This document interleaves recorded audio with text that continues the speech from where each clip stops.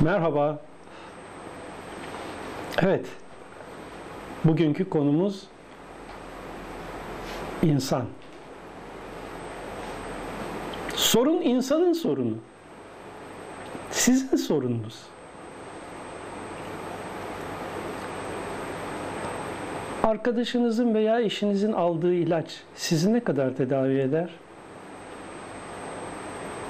Ya da çok yakınınızın yediği bal size ne kadar tesir eder?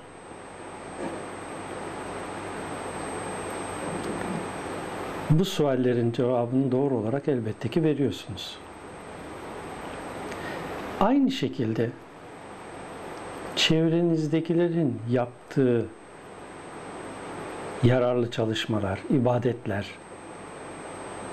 hep onlara aittir. Size hiçbir faydası yok gibi. Çevrenizdekilerin inancını da sizin taklit etmeniz size hiçbir yarar sağlamaz. Çünkü inançtan amaç inandığını uygulayarak uyguladığının yararlarını elde etmektir. Eğer biz bilinçli olarak bir şeyi anlamadıysak, nedenini, niçinini, nasılını fark etmediysek, yaptığımızın ne kadarının bize yararlı olacağını da bilemeyiz. Kısacası, iman bilgisi iman değildir. Din iman esasına dayalı olarak gelmiştir. Niçin? Çünkü aklın her şeyi kavrayabilmesi mümkün değildir. Akıl 5 duyuyla algıladıklarını değerlendirerek belli yorumlarda bulunur. Oysa 5 duyunun algılayamadığı şeyler hadsiz hesapsız. İnsan şu anda dünya üzerinde yaşıyor. 5 duyuyla. Esasında 5 duyunun çok ötesinde duyularımız var da farkında değiliz. Bunları kullanıyoruz da. Ama öyle bir şey olduğunun da farkında değiliz. Son bilimsel araştırmalar insanda 33 tane duyu olduğunu söyledi. Ne kadar bilmem. Ama epeyce fazla. Şimdi biz nereye kadar akılla gideceğiz? Nereden itibaren imanı değerlendireceğiz? Akılla gidebileceğimiz son noktaya kadar akılla gideceğiz. Her şeyi sorgulayacağız. Ne, neden, niçin, nasıl? Çünkü din konusu insanın birebir kendi konusudur. İnsan dünyaya yalnız gelmiştir ve bu dünyadan yalnız gidecektir. Öyle bir yalnız gidecek ki gittiği ortamın şartlarına dünyada elde ettikleriyle adaptasyon sağlayabilecektir. Ölüm ötesi yaşam hemen pek çok insanın konusu. Çeşitli dinsel inanışlar hep ölüm ötesi yaşam gerçeğine dayanıyor. Ama dinsel inanışlar dedim. Yani din kelimesini biz sanki birisinin bize şunları yaparsan şöyle olur, bunları yapmazsan böyle olur gibi bir konuymuş gibi nakletmesiyle değerlendiriliyor. Oysa din Allah'ın yaratmış olduğu sistem ve düzenin adıdır.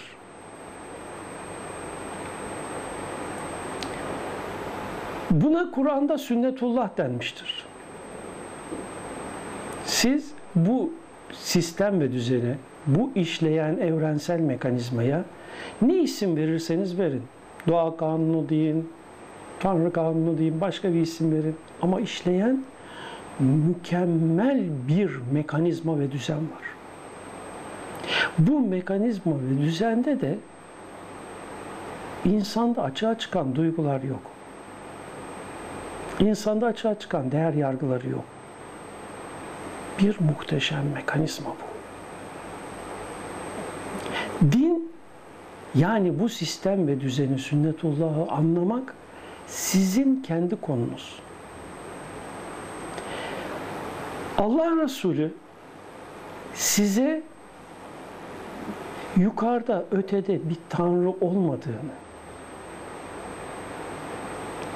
bütün bu evrensel yapıyı meydana getiren varlığın adının Allah olduğunu bildiriyor ve demek istiyor ki böyle bir yaratılmış düzen ve sistem içinde siz kendi geleceğinizi kendiniz inşa edeceksiniz. Sorun sizin sorununuz. Dışarıda bir Tanrı'ya hesap verecek değilsiniz. Anlatımların birçoğu hep semboller ve misallerdir. O semboller ve misalleri birebir almış olan insanlar olayın özünden uzak kalmışlar ve emir komuta zincirine dayanan bir din anlayışı yaymışlardır. Halbuki olay çok basit. Din çok kolay bir konu. Nasıl bir konu? Gayet basit. Allah Resulü gelmiş, demiş ki şöyle bir evrensel sistem var. Sen bu şekilde dünyaya geldin. Bundan sonra ne yaparsan onun sonuçlarını alacaksın. Seni alıp bir yere sokacak ne bir Tanrı var, ne de sana kızıp seni bir ateşe atacak Tanrı var. Allah seni yaratırken, var ederken, kendi özellikleriyle, kendi güzellikleriyle, kendi sıfat ve esmasıyla seni var ederken sana kendindeki bütün kuvveleri bahşetmiş. Sen onları hakkıyla kullanıp değerlendirerek geleceğini cennete de dönüştürebilirsin. Geleceğin cehennemde olabilir. Zaten bugün dahi cehennemi bir şekilde çoğumuz zaman zaman yaşamıyor muyuz? Çoğumuz zaman zaman cennetin güzelliklerini hissetmiyor muyuz? Yaşamıyor muyuz? Hep bütün bunlar bizden açığa çıkanların sonucu. İnsan için kendi elleriyle yaptıklarının sonuçlarından başka bir şey mevzu bahis değildir diyor Kur'an. Siz eğer bütün bu varlığı var edeni kendi özünüzde, kendi içinizde, kendi hakikatinizde bulamazsanız beşeriyetin ve bedenselliğin cehenneminde kendinizi helak edersiniz. Sizin yaptıklarınızı kabul edip etmemesi söz konusu olan biri yok dışarıda. Bu suyu içtiğiniz zaman nasıl vücudunuzda otomatik sonuçları işliyorsa aynı şekilde yaptığınız her çalışma, tuttuğunuz oruç, eda ettiğiniz namaz, diğer yaptığınız yararlı çalışmalar hepsi de otomatik olarak yapılma kalitesine, kapasitesine, değerine göre sizde tesirini halk ediyor.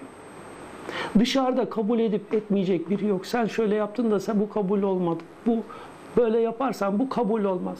Ya kabul edecek etmeyecek biri yok. Niye bu işi zorlaştırıyoruz? Allah Resulü kolaylaştırın, zorlaştırmayın. Sevdirin, nefret ettirmeyin diyor.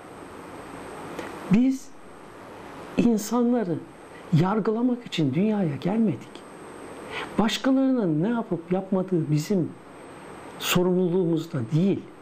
Bize düşen onlara hakkı tavsiye etmek, doğruyu tavsiye etmek, o kadar.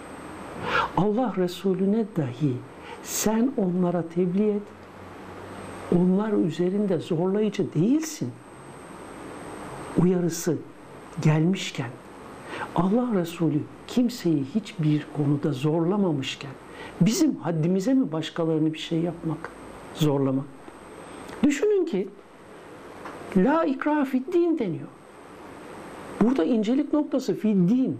Yani dini sistemi kabul eden birinin artık sen bir şey yapma, zorlayamazsın. Çünkü zorladığın zaman o zaten o zorlamayla yaptığı için münafık durumuna düşer. Riya yapmış olur. Halbuki temel olay ihlastır, hulustur, samimiyettir, açıklıktır. Kişinin kendi inandığını yapmasıdır. Bu sebepten dolayı da dinde zorlama yoktur. Zorlama olamaz. Allah sizin kalbinize bakar diyor. Bu ne demektir? Yani düşünceleriniz, şuurunuz, niyetinizdir önemli olan. Şekliniz, görünüşünüz değil. Kişi kendini benzettiği kavimdendir sözünün anlamı, giyimi, kıyafeti, sakalı, bıyığı değildir.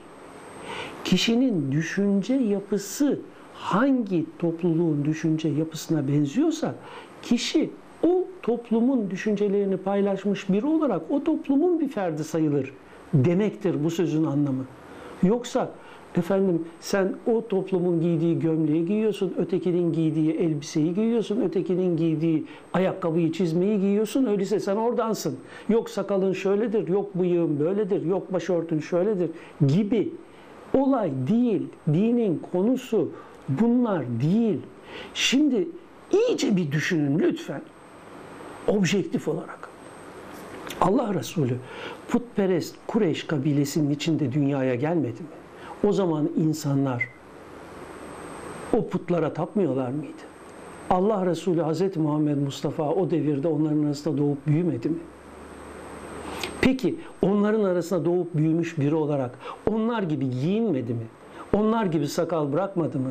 Ebu Cehil'in, Ebu Leheb'in de sakalları yok muydu aynı şekilde? Onlar gibi sarık sarmadı mı? Onlar gibi oturup kalkmadı mı? Onlardan ne farkı vardı? Resul olduktan sonra, la ilahe illallah gerçeğini insanlara vurguladıktan sonra, Tanrı ve Tanrılık kavramı yoktur dedikten sonra, acaba kılığını, kıyafetini, şeklini değiştirdi mi? Yoksa içinde bulunduğu toplumun örf ve adetlerine saygılı olarak aynı şekilde giyimine, kuşamına, şekline devam etti mi? Onlar putperesttir, onlar cahil kavimdir diyerek tamamen farklı bir giyim tarzına, tamamen farklı bir sakal tarzına, tamamen farklı bir sarık şekline mi döndü? Hayır. Çünkü önemli olan kıyafet, görünüş, şekil değil, düşüncedir. Ve burada bize ibret olması gereken sünnet, kişinin aynen Allah Resulü gibi içinde bulunduğu toplumun örf ve adetine saygılı olarak yaşamasıdır. Eğer o insanlar çıplak dolaşıyorsa elbette ki çıplak dolaşacak değilsiniz. Hemen ifrada gitmenin anlamı yok. Ama o insanlar gömlek pantolon giyiyorsa siz de gömlek pantolon giyin. Ne olacak yani? Ama Arabistan'a da gittiyseniz oradakiler elbise giyiyorsa siz de elbise giyin. Kuzey'e gittiyseniz oradakiler gibi kürk giyin. Bunlar önemli değil. Bunlar kuru kavramlar, boş şekiller. Olayın aslı kişinin inanmasıdır. İnandığını yaşayabilmesidir. Kişinin ölüm ötesi yaşam gerçeğine kendini hazırlamasıdır. Çünkü bu dünya yaşadığımız bu olaylardan ibaret değil. Hatta Muhittin Arabi'nin deyişiyle dünya hayatı dahi bir rüya gibidir. Dünyada yaşanılan her olayın dahi yorumu yapılması gerekir. Tıpkı rüya yorumları gibi diyor. Ne anlatmak istiyorsa. Evet dostlarım, İslamiyet çok kolay bir şey. Hoşgörü, sevgi ve kişinin kendini ebedi hayata hazırlaması olayı. Bugün beraber olduklarımızın birçoğunu yarın terk ediyoruz. Dün beraber olduklarımızın kaçıyla bugün beraberiz. Bunlar geçiyor. Bu arada biz ne öğreniyoruz? Ne ediniyoruz? İnsanlığımızın farkında mıyız? En azından çevremizden hiçbir çıkarımız olmadığı halde çevremize hizmet verebiliyor muyuz? Düşünün. Ortaya bir atılan ciğer parçasına 2 kedi birbirine girer. İnsan da ortaya atılan bir çıkar parçasına birbirine giriyorsa ne farkı kaldı diğer mahlukattan? Topluma, çevremize, insanlara karşılıksız olarak verebildiklerimiz kadar Allah'ın veren eli konumuna geliyoruz. Özünüzdeki Allah'ın kemal ve güzelliğine, mükemmelliğine, muhteşemliğine uygun bir yaşamı hissedebiliyor muyuz acaba? Konu konuyu açıyor, konu konuyu açıyor. Biz nerelere geldik? Oysa Allah Resulü bize çok kolay bir din öğretmiş. Demiş ki, Allah'ın sistem ve sünnetinde değişme olmaz. Asla. Öyleyse siz bu sistem ve düzeni anlayarak yaşamınıza yön verin ve yalnız olarak ayrılıp ebedi bir yolculuğa çıktığınızda hazırlıksız olmayın. Allah Resulü ne demiş, niye demiş? Bunları sorgulamaya başlayalım. Çünkü bundan yüzyıllar öncesinin anlayışıyla değerlendirilen Allah Resulü'nün ifadeleri günümüzde çok farklı anlamlar ifade ediyor bizlere. O insanlığın ebedi hayatının kurtuluşu için büyük bir çaba gösterdi. Gerçekleri onlara anlatmaya çalıştı. Biz de bu gerçekleri sorgulayalım. Dün size ezberletilenler, öğretilenlerle kayıtlı kalmayın. Din konusunu, Allah Resulü'nün neler dediğini yeni baştan sorgulayıp anlamaya çalışın. Göreceksiniz ki önünüzde yepyeni ufuklar açılacak. Allah Resulü kıyamete kadar gelecek bütün insan topluluklarına hitap etmiştir. Bu demektir ki onların o devirdeki anlayışlarına hitap eder bir biçimde sözlerini ifade etmiştir. O zaman içinde bulunduğumuz devre uygun bir biçimde, içinde bulunduğumuz devrin verilerine uygun bir biçimde onun dediklerini yeni baştan anlayıp değerlendirmeye çalışalım. Evde ibadet diye mevlid okutmayalım. Ama Resulullah'ın mevlidi olsun günümüz. Onun yeni baştan doğuşunu kutlayalım. Onu yeni baştan anlamaya çalışarak. Bakın göreceksiniz ki çok güzel, sevecen, hoşgörülü